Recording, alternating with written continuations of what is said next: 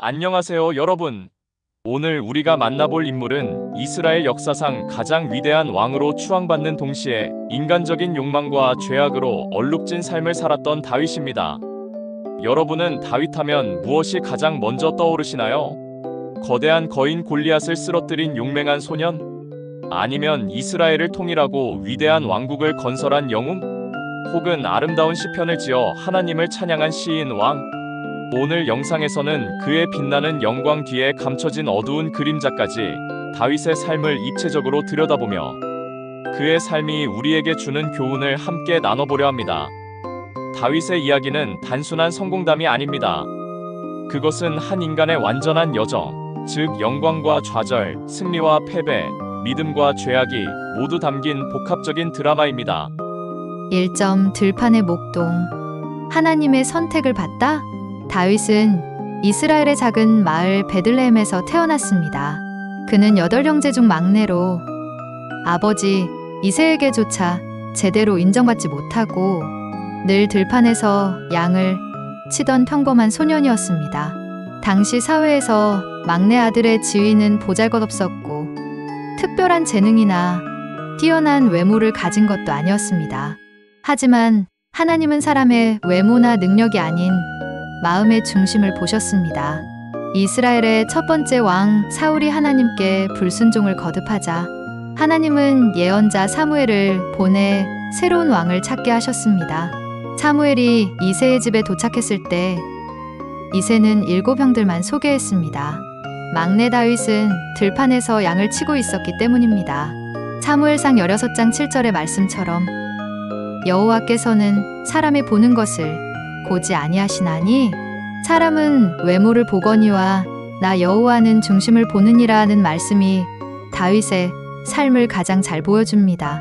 사무엘이 다윗을 보자마자 하나님의 음성이 들렸습니다. 이가 바로 그이니 일어나 기름을 부으라.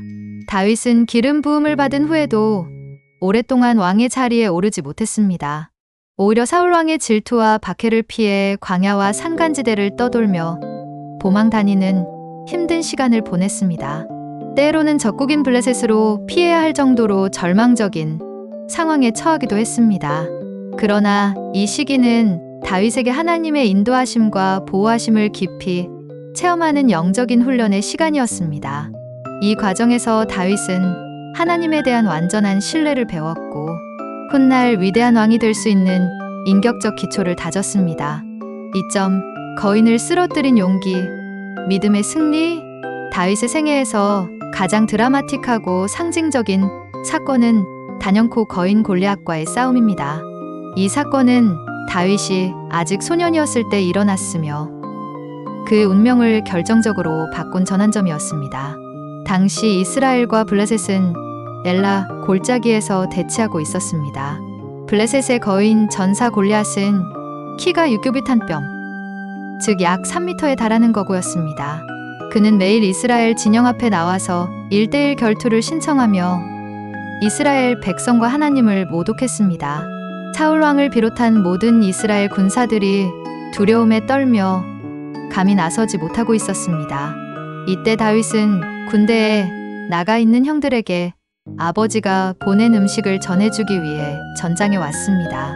골리앗의 도전을 듣고 이스라엘 백성들이 두려워하는 모습을 본 다윗은 분노했습니다. 그는 살아계시는 하나님의 군대를 누가 감히 모욕하는가? 라며 의분을 표했습니다. 사울 왕 앞에 선 다윗은 자신이 골리앗과 싸우겠다고 자원했습니다. 사울은 다윗의 어린 나이를 걱정했지만 다윗은 들판에서 양을 지킬 때 사자와 곰을 죽인 경험을 이야기하며 하나님이 함께 하신다면 이길 수 있다고 확신을 표했습니다. 전투 현장에서 다윗은 사울이 준 갑옷과 투구, 칼을 거절했습니다. 익숙하지 않은 무기보다는 자신이 평소 사용하던 물맷돌과 물맷돌 주머니를 선택했습니다. 시냇가에서 매끈한 돌 5개를 골라 주머니에 넣고 골리앗 앞에 섰습니다. 골리앗은 어린 소년이 자신 앞에 나타난 것을 보고 격분하며 비웃었습니다. 내가 나를 괴로 여기고 막대기를 가지고 내게 나아왔느냐? 하지만 다윗의 대답은 확신에 차 있었습니다. 너는 칼과 창과 단창을 가지고 내게 나아오거니와 나는 만군의 여호와의 이름 곧 내가 모욕하는 이스라엘 군대 하나님의 이름으로 내게 나아가노라.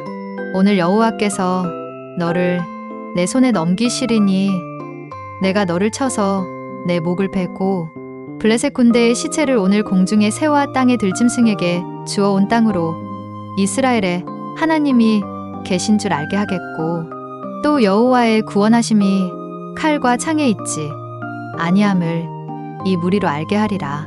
이 고백은 다윗의 믿음이 얼마나 확고했는지를 보여줍니다.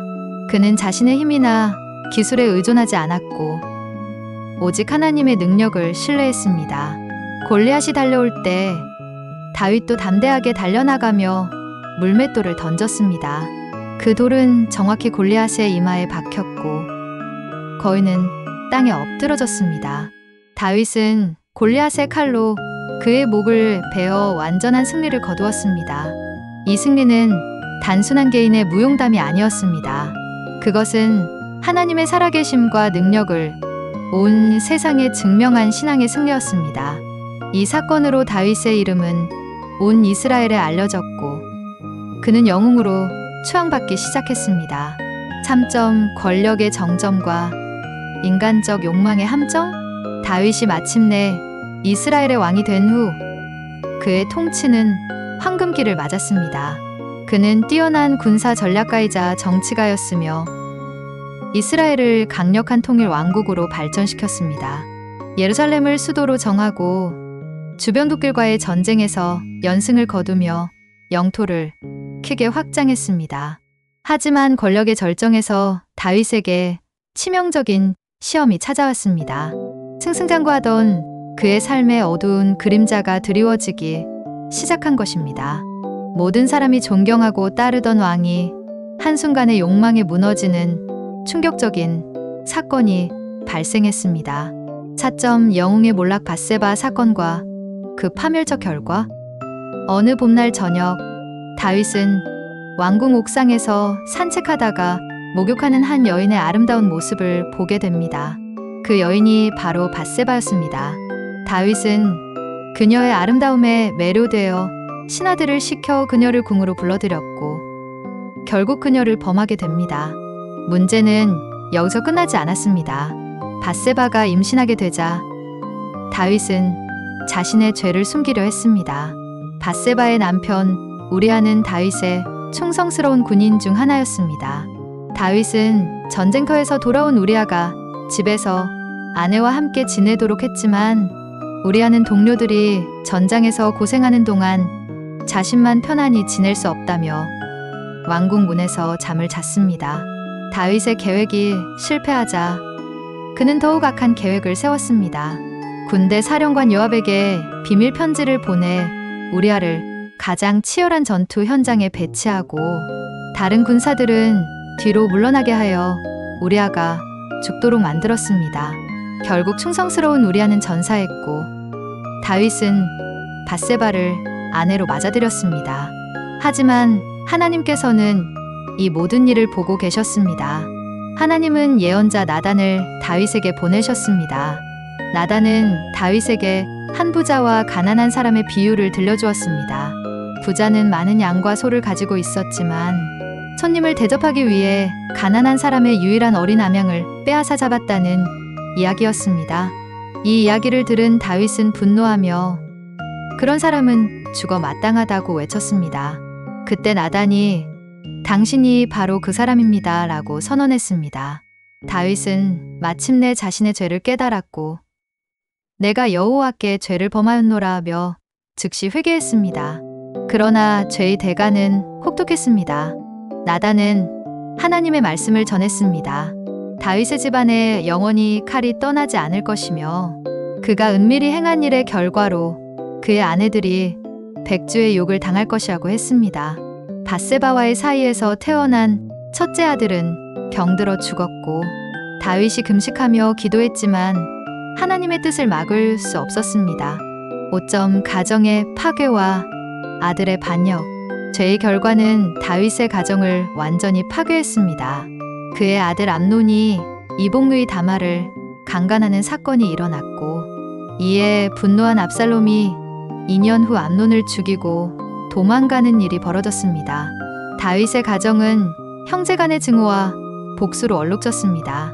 압살롬은 3년간 도망 생활을 한 후 아버지의 용서를 받고 예루살렘으로 돌아왔지만 마음속 깊은 곳에는 원한이 자리 잡고 있었습니다.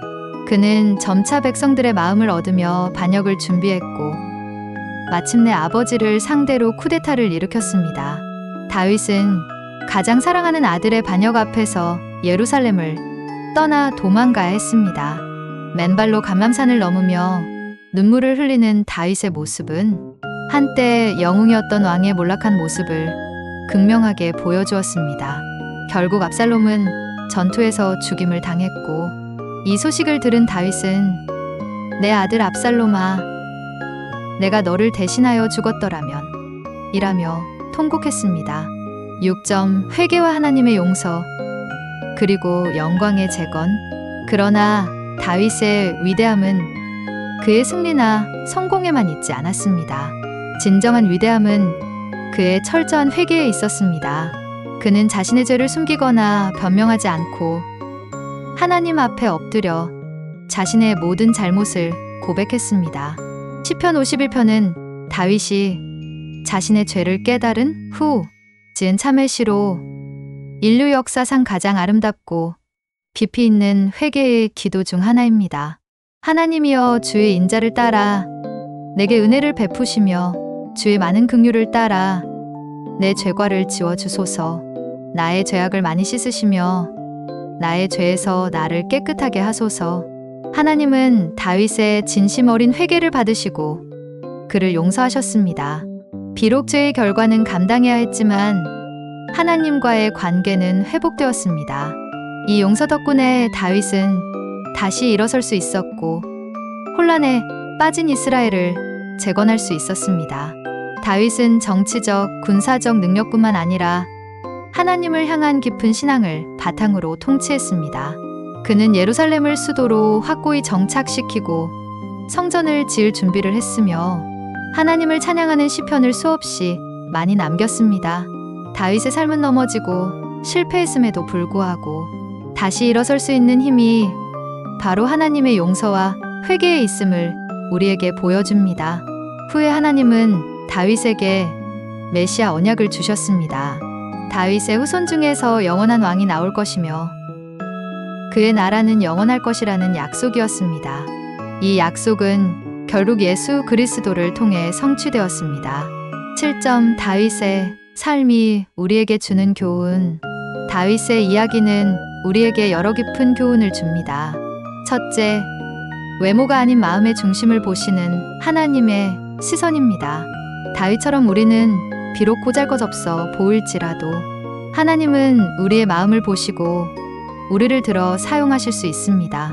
세상이 중요하게 생각하는 조건들, 학벌, 외모, 재산, 인맥보다 더 중요한 것은 하나님을 향한 순전한 마음입니다. 둘째, 믿음으로 도전하는 용기입니다. 거인과 같은 인생의 문제 앞에서 우리는 우리의 능력 대신 하나님을 의지하는 믿음으로 나아가야 합니다. 다윗이 골리앗을 이긴 것은 그의 물맷돌 솜씨 때문이 아니라 살아계신 하나님에 대한 확신 때문이었습니다. 셋째, 죄의 심각성과 회개의 중요성입니다. 다윗의 삶은 죄가 가져오는 파멸적인 결과를 적나라하게 보여줍니다. 아무리 위대한 사람이라도 죄 앞에서는 무력할 수 있습니다. 동시에 진정한 회개만이 하나님과의 관계를 회복하고 다시 일어설 수 있는 유일한 길임을 가르쳐 줍니다. 넷째, 하나님의 용서와 회복의 능력입니다. 다윗이 저지른 죄는 용서받을 수 없을 것 같았지만 하나님의 용서는 그 어떤 죄보다도 컸습니다. 이는 오늘날 죄와 절망에 빠진 우리들에게도 희망의 메시지를 전해줍니다. 다윗은 완벽한 영웅이 아니었습니다. 그는 영웅이자 동시에 죄인이었습니다. 그의 빛과 그림자 같은 삶은 우리 모두의 삶과 닮아 있습니다. 성공과 실패, 영광과 수치, 승리와 좌절을 모두 경험한 다윗의 이야기는 오늘을 살아가는 우리에게 깊은 울림을 줍니다. 중요한 것은 넘어지지 않는 것이 아니라 넘어졌을 때 어떻게 다시 일어서느냐입니다. 다윗의 삶이 우리에게 보여주는 것은 바로 이것입니다.